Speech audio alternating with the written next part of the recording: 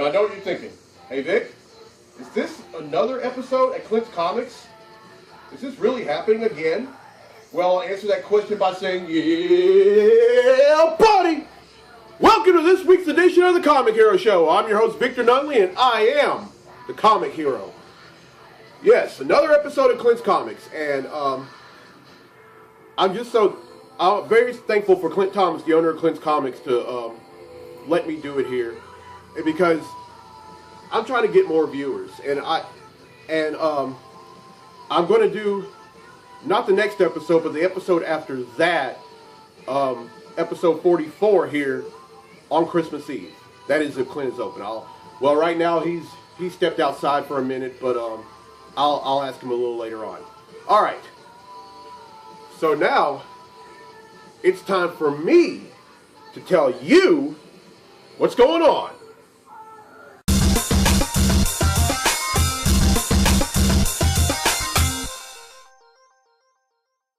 Okay, there's only one thing I'm going to talk about in this week's episode in what's going on, and that's the Neville Tigers. Neville High School went to the state championship game in their division, which is Division 4A, and they defeated Warren St. Easton 28-27. As a matter of fact, I was there. I actually saw the game. I thought it was one of those games. If you have a heart condition that can be fatal, I wouldn't advise going to that game, because I tell you, I thought I was going to have a heart attack with the way that game went. But anyway, it went in Neville's favor. They won 28-27. So if you're anyone that goes to Neville High School, if you're on the football team, if you're one of the coaches, if you're one of the teachers, if you're one of the alumni, if you're in any of the support groups, I just want to say congratulations to you all. You should be very proud of Neville bringing back yet another state championship. Now, I might have been born and raised a Homer Pelican, but this past weekend I was a Neville Tiger. All right, that's it for what's going on. Up next is Comically Speaking. So without further ado, let's talk comics.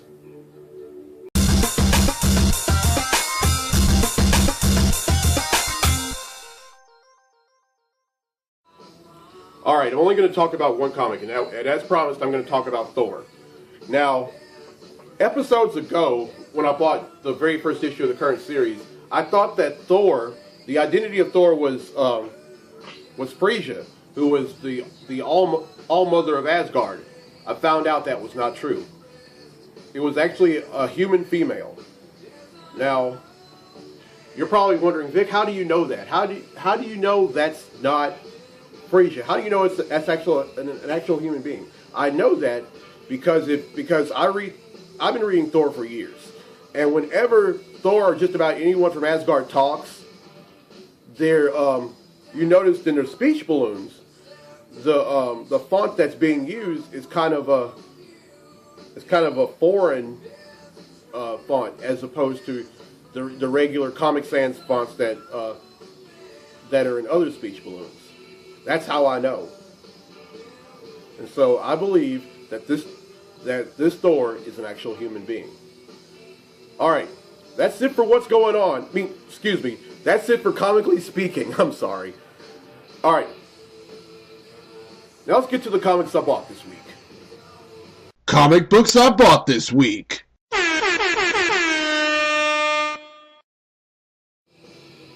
Alright, first up is Fantastic Four number 14. Now, in previous issues, Spider-Man was trying to help Johnny Storm, a.k.a. the Human Torch, help him get his powers back. And they succeeded. And not only that, but also the Fantastic Four are no longer wearing red and black. They're now back to the old blue and black. And as you can see, this is a modernized or pretty ballin' version of the Fantastic Car. That, and it actually looks like a car. It doesn't look like a Millennium Falcon convertible like it has in the past, or a wash tub or something like that. All right. Up next is Green Lantern New Guardians number 37. Now, in the last issue, Kyle Rayner and Carol Ferris were taken to New Genesis taking a new Genesis by the All-Father. So, because he thought that he was going to be helping Kyle Rayner control his powers, but instead, he ended up taking the ring from him. And they ended up kicking them out of New Genesis after Carol Ferris tried to attack All-Father. And now it's a race to get back to New Genesis so they can get back to their own universe. And so far, this Godhead story arc is not disappointing. There are a lot of great things that have happened, and a lot of things that have really upset me. But other than that, overall, it's been great. And a lot of folks give DC a hard time because of what they did, starting with this new 52 universe that they started 3 years ago. But different strokes for different folks. At first, I didn't like it at first. But I thought over time, some of the stuff that they were doing in there, especially in the Green Lantern books, has been pretty awesome. All right, up next is Wonder Woman number 37. This is the second issue that was done by the husband and wife duo, or the wife and husband duo, Meredith and David Finch. Now, Meredith Finch hadn't started writing comics until about a few years ago, but her husband, David Finch, is an amazing, amazing artist. And, he's penciled books like New Avengers, Ultimate X-Men. I can just... Oh, and one of my favorite miniseries of all time... dang it. Oh, Forever Evil. That's the name of it. But I tell you, Finch is an amazing... amazing penciler, and I've yet to read number 36, but I'll get to it, and in next week's episode... I will talk about it in the Comically Speaking segment. All right, up next is Captain America number 2. Now you're probably wondering, wait a minute. I thought Captain America was white. What happened? Well, in a story arc in a previous Captain America volume, he went up against this new villain called the Iron Nail, and somehow the Iron Nail ended up not only sapping out the super soldier serum that was in his genetic makeup, but he also caused Steve Rogers Captain America to age. Go back to age to how old he's supposed to be now if he were still living. So in other words, he's knocking on 100 years old right now.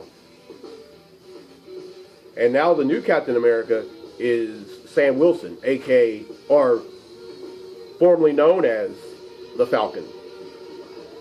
And get this Captain America has wings. And when I mean wings, I don't mean he drinks Red Bull, people. I mean he actually has wings. Just like in his old Falcon costume. And along the way, he's going to go up against the Red Skull's daughter, Sin. Now, one thing about Sin, and this is kind of a comically speaking quickie I'm about to talk about, but Sin, she actually was hot. But then, all of a sudden, she tried to make herself look like her dad and cut off her hair and peeled all her skin off. And I'm thinking, okay,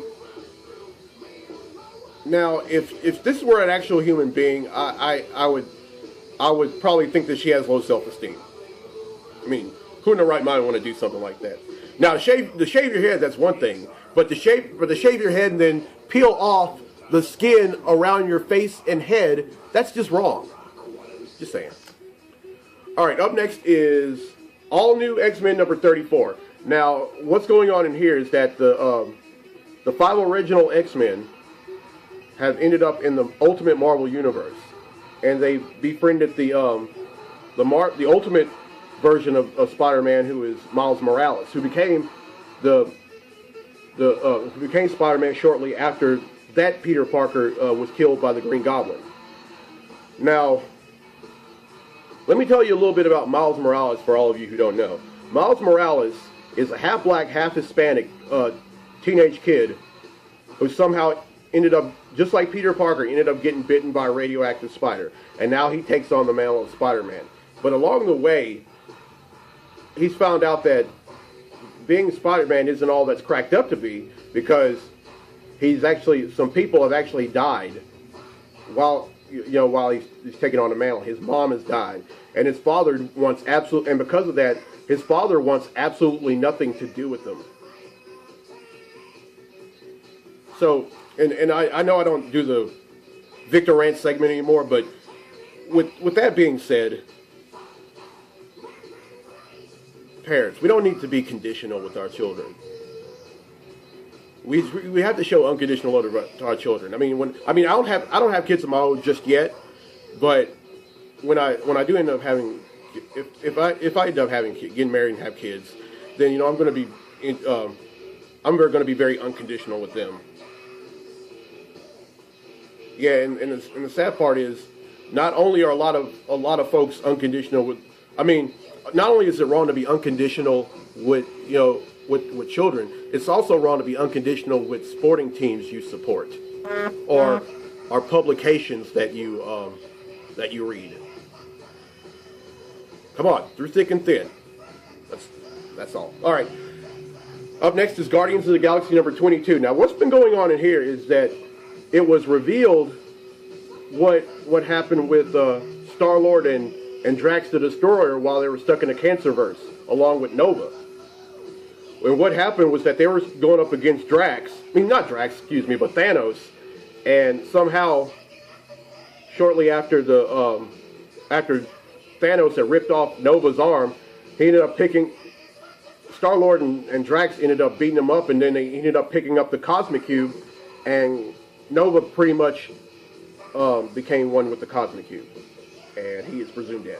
But for all you who don't know, this Nova is not the current Nova, Sam Alexander. This is the previous Nova, Richard Rider, who is probably one of the most popular Novas, since the character got started.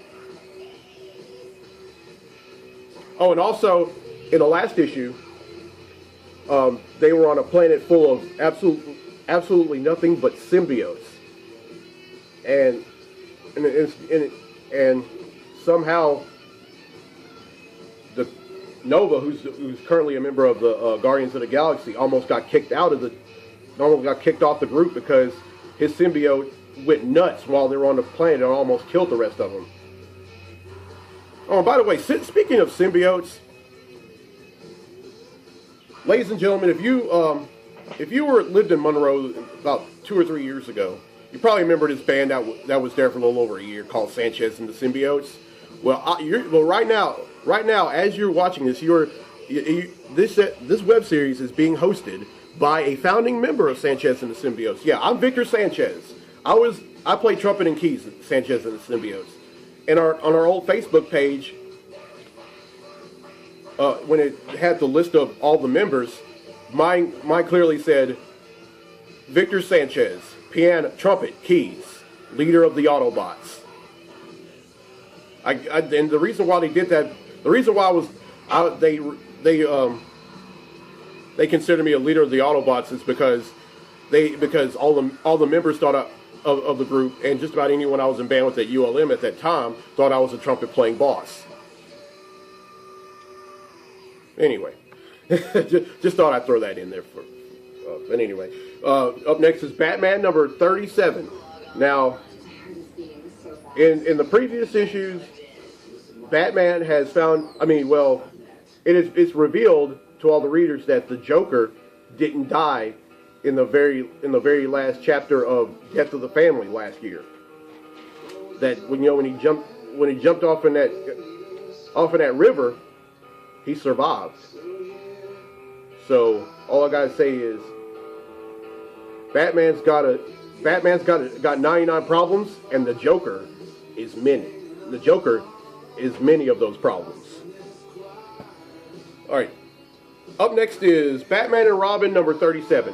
Now, what's been going on in this one is this is part of the Robin, the Hunt for Robin story arc, and Batman has this all got started when Ra's al Ghul had dug up Robin and Talia al Ghul's grave in order to bring them back to Nanda Parbat and dip them into the Lazarus pit. Well, what had happened was that was that just when some of Darkseid's folks ended up, well, they didn't do anything with Talia al Ghul's body, but they brought Damian's body and brought it back to Apokolips, and then Batman had followed them there, and he asked Red Robin, Red Hood, and Batgirl to watch Gotham while he was gone. Well, that didn't last very long because the three of them, alongside with Cyborg, ended up on Apokolips to help Batman. And just when they were about to get close to finding Damian's body, Darkseid shows up. So, as Michael Buffer would say, let's get ready to rumble! Alright, up next is Supergirl number 37. Now, in the previous issues of Supergirl, she had been enlisted against her will in a private school where it's basically survival of the fittest. This is kind of like the DC version of Avengers Arena, if you will.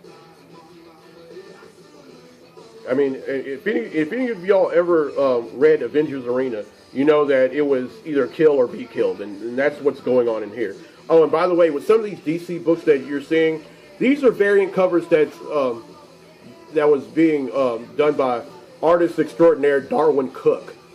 I mean, he has done artwork and cover to so many books, and he also was the art director in the made-for-DVD Warner Brother feature called Justice League: The New Frontier that came out many years ago. And then last up is Justice League number 37. Speaking of Justice League.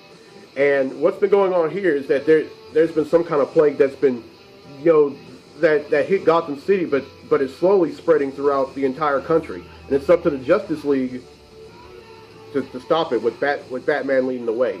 Now, it may not show it on here, but there are three new members of the Justice League. And those members are Lex Luthor, Captain Cold, and a villain who spiraled out of the miniseries Forever Evil, Power Ring. And so it's kind of so as to why these three are heroes and not villains, your guess is as good as mine, but so far it's worked. Alright, that's 10 I bought, which brings the total number of comics I bought since December of 1997 to 6,565.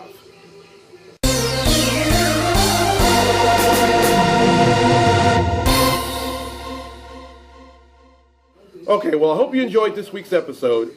Next week will be two episodes, episodes 43 and 44.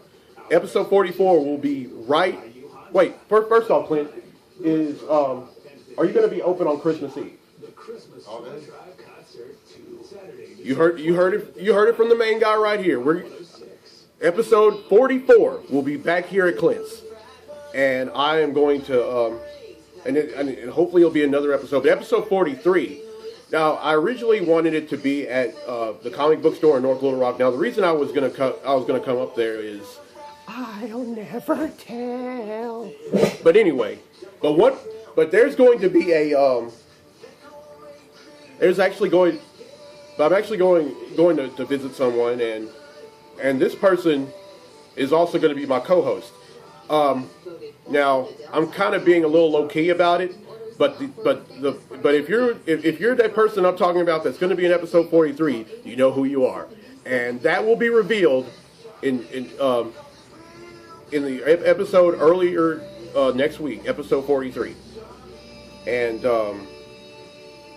if y'all are watching this, I'm encouraging you all. Anyone that happens to be in the area, or if you're coming to, or if you're going to be in any part of the Twin Cities, in Monroe or West Monroe, Louisiana, you are more than welcome to come out here, be a part of it, support me. So far, with last week's episode, I've gotten 11 views. And I want to thank everyone who has watched that. And I tell you, Clint, I think this, I'm serious. I think this show, I think I'm going to get a whole bunch of views in due time. Because right now, I mean, it's in double digits. but I want more, because you can't because you can't settle for just having like 10. I can't settle for having 10 or 11 episodes of views per episode. Well, somebody once asked me, out of all the episodes that I've done, which one was my favorite? And I told them without conviction, the next episode I do. All right, well, anyway, I'm Victor Nunley. I'm the Comic Hero. See you next week in Jacksonville/Little Rock, Arkansas. And then again here at Clint's Comics. I'm going to go ahead and pay for these books. But I'll see you then. Till next time, be safe, be blessed, be a hero. All right, I'm ready.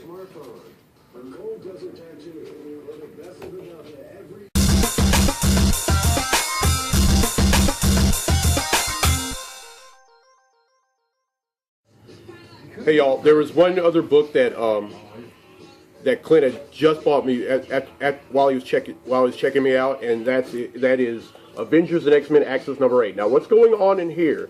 Now, it's pretty much it kind of centers around both the Avengers and the X-Men going after the Red Skull. But what happened was that the Scarlet Witch and Doctor Strange rather had ended up casting a spell to stop Red Onslaught, because this is the Red Skull basically.